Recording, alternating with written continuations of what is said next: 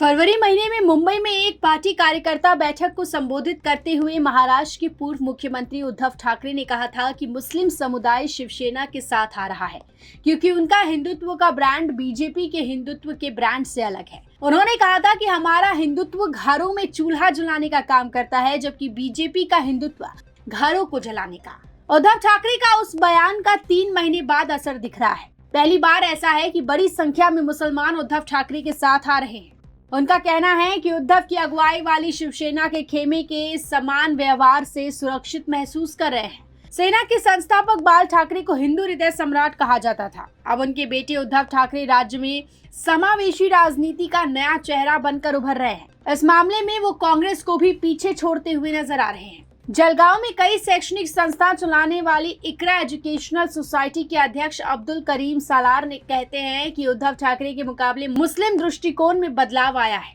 उन्होंने कहा कि बाल ठाकरे भड़काऊ भाषण देते थे जिससे मुसलमान असहज हो जाते थे। उद्धव ठाकरे के साथ मैंने महसूस किया कि उन्होंने कभी भी सांप्रदायिक संघर्ष भड़काने वाली कोई बात नहीं कही।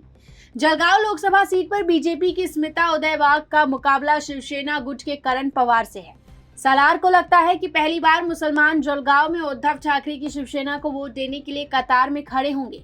उन्होंने कहा कि प्रधानमंत्री के हालिया बयानों और बढ़ती मुस्लिम आबादी के तथाकथित आंकड़ों को लेकर समुदाय में अच्छा माहौल नहीं है।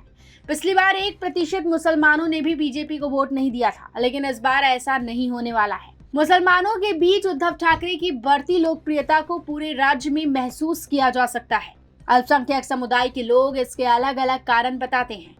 शिवसेना के मालेगांव मध्य क्षेत्र के अध्यक्ष मोहम्मद आसिफ पुराने शिव सैनिक हैं। जब एकनाथ शिंदे पार्टी से अलग हुए तो वो उद्धव ठाकरे से मिलने पहुंचे। आसिफ ने कहा कि मैं शिवसेना अल्पसंख्यक विंग का उपाध्यक्ष था। मैंने उद्धव जी से अल्पसंख्यक विंग का पुनर्गठन करने के लिए कहा। उन्होंने कहा कि ऐसा कोई विंग नहीं होगा क्योंकि शिव सैनिकों के बीच कोई विभाजन नहीं हो सकता। ये बातें मेरे दिल को छू गई। मालेगांव धुले संसदीय सीट के अंतर्गत आता है, जहां बीजेपी का मुकाबला कांग्रेस से है।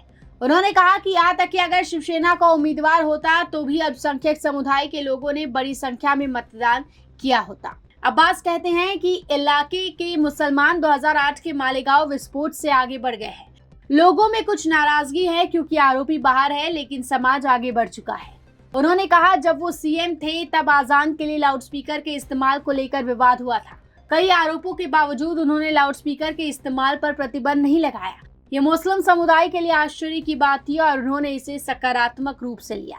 उद्धव ठाकरे सर्वधर्म समभाव की बात करते हैं, सबको साथ लेकर चलने की बात करते हैं।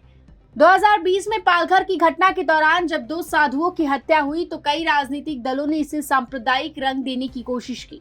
एक मुख्यमंत्री के रूप में वो वास्तविकता के साथ मजबूती से खड़े रहे और मामले में किसी सांप्रदायिक कोण से इनकार। ऐसा व्यक्ति जो हर नागरिक को समान मानता हो। उद्धव ठाकरे अब मुसलमानों के करीब बढ़ रहे हैं और मुसलमान भी अब उद्धव ठाकरे के इस रवैये से काफी ज्यादा खुश है। जाहिर सी बात है कि इस चुनाव में उद्धव ठाकरे को बढ़ चढ़कर अल्पसंख्यकों का समर्थन मिलने वाला है। Bureau report, metro Mumbai.